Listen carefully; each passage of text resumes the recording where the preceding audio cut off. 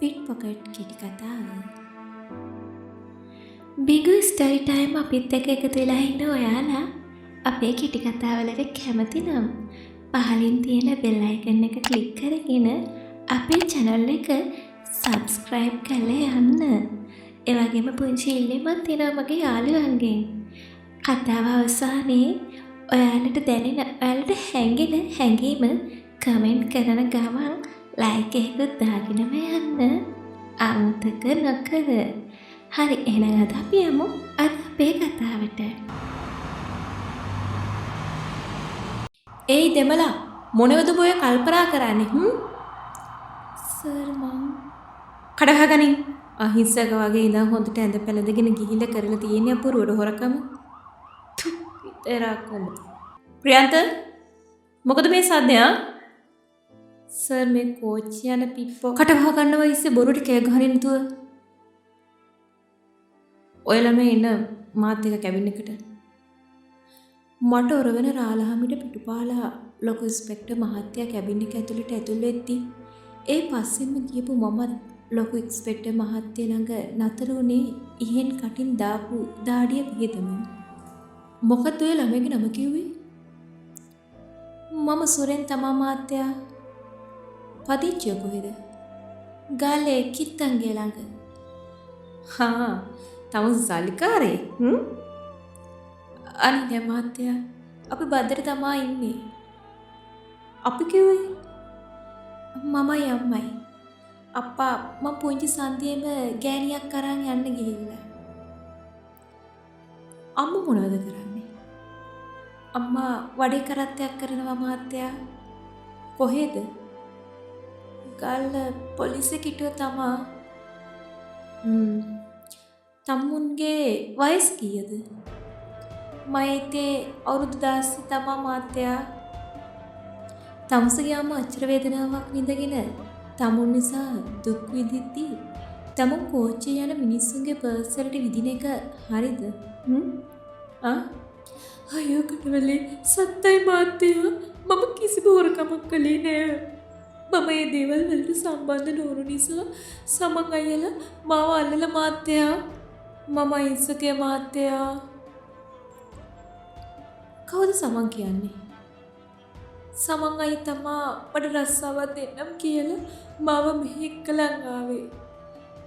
මම අහිංසකේ මහත්තයා. මගේ අම්මා දුක් විඳින නිසා මාත් අව මහත්තයා සමන් අයිය විශ්වාස කරලා ඒත් මාත් එක මාව කේව මහත්තයා. කොහෙද සමන්? තමුන් කොහොමද සමන්ව දන්නේ? මට සමන් අයිව හම්බුනේ කෝච්චියේ මම වඩේ විකුණපු දවසක තමා. එදා මාත් එක්ක කතා කරලා මගේ වඩේ ඔක්කොම අරගෙන මට රස්සාව දෙන්නම් කියලා අද තමා මාත් එක්කලා ආවේ. කොහෙන්ද? දින කිහිපයකට පෙර. වඩේ ඉස්ස වඩේ 5යි ඉස්ස වඩේ. මේ ළමයා මට රුපියල් 100ක දෙන්න. ඔය ඊයේ වෙනි වෙයිනේ. මහත්තයා චී මේ දෙම්බෙ දුපුවා. අපි නරක වෙච්ච ඒවා මිනිස්සුන්ට දීලා සල්ලි ගන්නේ නෑ මහත්තයා.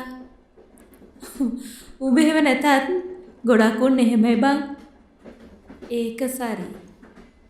මොකද්ද කොල්ල උඹේ නම? මම සුරේෂ් මහත්තයා. කොළඹ සිට ගාල බලා පිටත් වූ ශීඝ්‍රගාමී දුම්රිය තව ස්වල්ප මොහොතකින් ගමනාන්තය කරා ළඟා වේ. මද සිනහවකින් ඔහුට සංග්‍රහ කර මා දුම්රියෙන් බැස ඉක්මන් ගමනින් දුම්රිය ස්ථානයෙන් පිටතට දිවාවේ මගේ ශරීර කුච්චය හනිකට ඉටු කර ගනිමින් ඊළඟ දුම්රිය ගමනට එක්වීම සඳහායි. සුරේෂ් පොඩක් කොහොම ඉදියනා? පොඩක් කොහොම ඉදපා? මේ මහත්තයානේ. මම ඒත් බැලුවා මගේ නම කියලා කතා කරාම. මොකෝ බං අපිට නමින් කතා කරන්නේ කවුද මහත්තයා? අපි ඉගෙන මිනිස්සු ගානට දාලා තමයි මිනිස්සු අපි දිහා බලන්නේ. හොඳ පිස්සු බං. අනික උඹත් හැඳට ඇඳලා කියලා ආවම ඔය එකෙක්ටවත් උඹ මොකද්ද කියලා මතක නැහැ. කෙල්ලොත් දෙයි.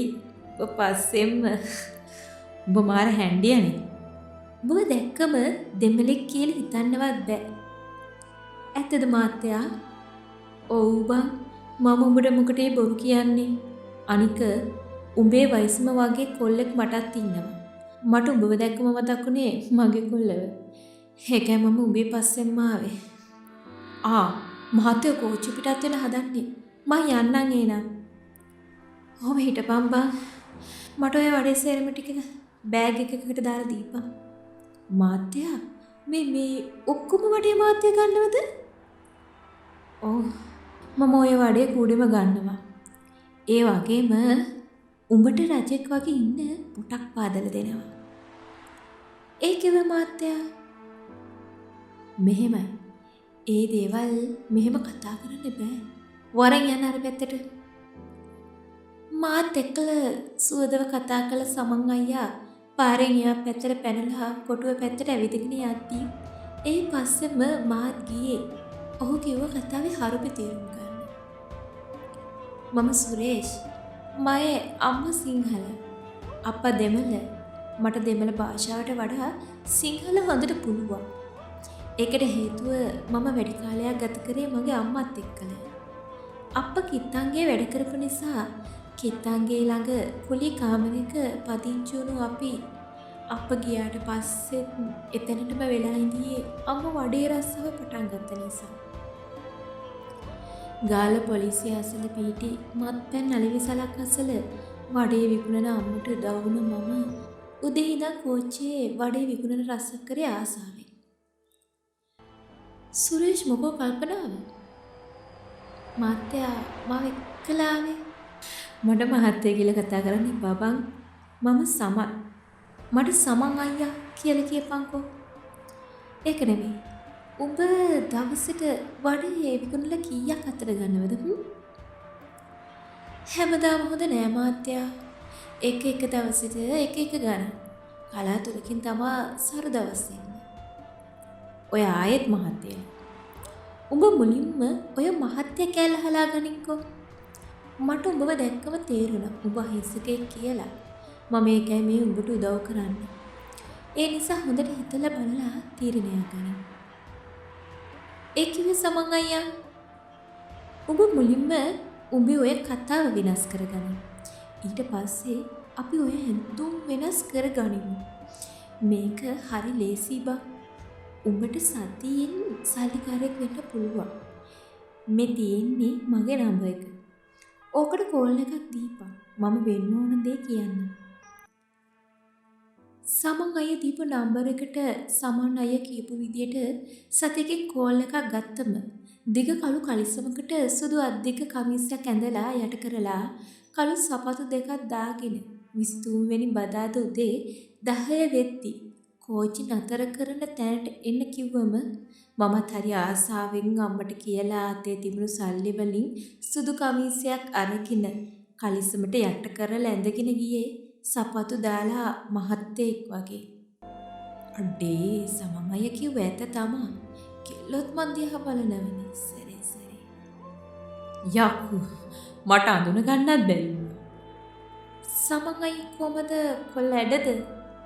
හැඩයි කවුරුවත් නුඹව දැක්කම අවිශ්වාස කරන එකක් නැහැ. ඒ කිව්වේ අප්පා. හා මොකුත් නැහැ වරෙන් යන්න. සමන් අයියා එක්කල කොළඹට ආපු මම සමන් අයියා අඳුනලා දුන්න යාළුවෝ එක්කල කතා කරේ ඕන් මාත් එක්කල සුහදව කතා කළ නිසා. සුරේෂ් උඹට තියෙන්නේ අපි කියන දේ ඒ විදිහට කරන්න විතරයි. තේරුණාද? හරි අයියලා. මාත් එක්කල කතා කර ගාලට එන කෝච්චියට නැග්ග සමන් අයියා කෙල්ලක් පෙන්නලා එයාව කතාවට ඇදලා ගන්න කිව්වම අයියලා කිව්ව විදිහට කෙල්ලත් එක්ක කතා කර ඉඳපු මම අයියලාගේ කීමට එතනින් ආවේ ටිකක් සෙනග පිරුණු කෝච්චි පෙට්ටියකට. කලින් පාර වගේම අයියලා කිව්ව විදියට කොල්ලෝ රෑනක් එක්කලා කතා විඳපු මම දැක්කේ සමන් අයියගේ යාළුවා මාත් එක්කලා කතා කරන කොල්ලෙක්ගේ පර්ස් එක ගන්න ආකාරය. ඒ සිද්ධිය සමන් අයියට කියන්න අයියව හොයපු මගේ ඇඟේ ලේ වතුරුනේ සමන් අයියත් එතන මෙහා පැත්තට වෙන්න ඉඳපු කොල්ලෙගේ පර්ස් එක හොරාට ගනිද්දී. අයියා ඒක ඇත්ත වැඩ. ඒ මිනිස්සු පව්. ඒවා ආපහු ඒ මිනිස්සුන්ට දෙන්න.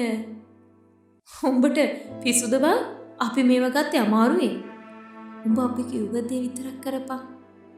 මට බෑ කඩවෙලේ ඔය වගේ පව්කාර වැඩ කරන්න. මම මේ මිනිස්සුන්ට කියන්න කලින් අයියලා මෝක ගිහින් ඒ මිනිස්සුන්ට දෙන්න. මේවා පව් වැඩ තමා අයියා. මම කොච්චර කිව්වත් ඒ දේවල් වලට කන් නොදුන්න සමන් අයියලා ඒ අයගේ සුපුරුදු රස්සාව කරගෙන යද්දී මට ඒ දේවල් වලට සම්බන්ධ වෙන්න කිව්වම මම ඒ ගැන ගණන් නොගෙන කෝච්චියෙන් බහින්න යද්දී සමන් අයියා මගෙන් උදව් ඉල්ලුවේ ආයෙත් ඒ දේවල් නොකරන බව කියලා. සමන් අයියාගේ කීම විශ්වාස කරපු මට සමන් අයියා දීපු බෑග් එක කරේ දාගෙන හිටියේ ඊළඟ නෙවතුම්පල ළඟින් බැහැ ගන්න අරමුණි. කළුතර ස්ටේෂන් එකෙන් බහින්න ඉඳපු මම මේ ගින්දරට කොටු වුණේ නොහිතපු විදියට. එකපාරටම මා ළඟට ආව කලින් මාත් එක්කලා කතා කර කර ඉඳපු කොල්ලෙක් මගේ කොලර් එකකින් අල්ලලා මට ගහන්න ගත්තී. එතන ඉඳපු තව කීප දෙනෙක් ඔහුව නවත්තන්න ගත්තේ ඒ වෙද්දිත් මම ඉඳී තුවාල වෙලා නිසා. අවලම තෝ අපිත් එක්ක කතා කර කර ඉඳලා අපේ පර්ස් එකටම විද්දනේ. අයියෝ මත්තයා මම මාත්තිලගේ පර්ස් එකක් ගත්තේ නෑ තමා. සමන් අයියලා තමා ඒව ගත්තේ. සමන් මොන සමන්දයක්ෝ? අපි අසලටම ආපු සමන් අයියව පෙන්නලා ඔහුට කතා කරපු මම එතනදි තවත් බොරුකාරයෙක් වුණේ මේ හැම දෙයකටම හේතු වුණු සමන් අයිය නිසා. සමන් අයියා මං කිව්වනේ මේව පව් වැඩ කියලා. මොකද උඹ කියන්නේ? ඔබ අහිංසක මිනිස්සුන්ගේ පර්ස් වලට විතලා දැන් පැත්තක ඉන්න මිනිස්සුන්ව ඒකට අල්ලගන්නවද? කට වහප්පන්. මේ මිනිස්සු තමයි මට උඹව අල්ලගන්න උදව් කරේ.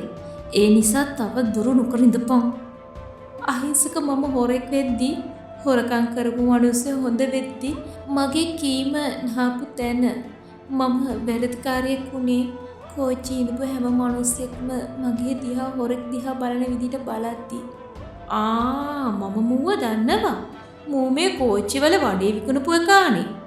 මූ තමයි අනිවාර්යෙන් පර්ස් එක උස්සා නැත්තේ. ඕකට ඔහොම අඳින්න බලනින්න. සල්ලි ඇතේ. මම කරෙත් දාන් ඉඳපු සමන් අයියා දීපු බෑග් එක අතට ගත්තේ කොල්ලා. ඒක තිබ්බ ඒ කොල්ලගේ පර්ස් එක ගනිද්දි කට උතර නැතිව ගොළුණු මාව දුම්රිය ස්ථානීය උදව්වෙන් කළුතර පොලිසියට බාර දුන්නේ කෝච්චියේ පිට්පොකට් කාර්යය විදියට. එදා ඒ සිද්ධියෙන් පස්සේ කළුතර පොලිසිය බාරේ ඉඳපු මම වැරදිකරුව වසර 2කට අච්චු වෙද්දී මගේ අහිංසක අම්මා මාව හොයාගෙන ඇවිත් වන්දි මුදල් පිවල මාව බේරගත්තේ අම්මගේ කරේ තිබ්බ අප්ප දාපු කරමාලි විකුණලා. කාලයත් එක්කලා ආයමත් සුපුරුදු ජීවිතේට හුරුුණු මම බස්වල බස් ස්ටේෂන් එකේ වඩේ විකුණුවේ ඒ රස්සාවට අර ලෝකයාට මුවා වෙලා පිට්පොකට් ගහද්දී. වරදක් නොකර වැරදිකාරයෙක් වුණ මම දැන් ඇත්තටම හොරෙක්. දවසට 8000ක් විතර අතට ගන්න. හැබැයි ලෝකෙ ඉස්සරහා අහිංසක කොල්ලෙක් මම වඩේ විකුණන කඩවෙන්නේ නෙමෙයි. කවදාවත්ම වරදක් නොකරපු මිනිස්සෙක් වරදකට හසු කරලා ඒ මිනිස්සව ඒ වරදට පොළඹවන්න උත්සාහ කරනවත් එපා. මොකද අහිංසක අඟුලිමාල උනේත් මිනිස් ක්‍රියාකාරකම් නිසාම. ස්තුතියි.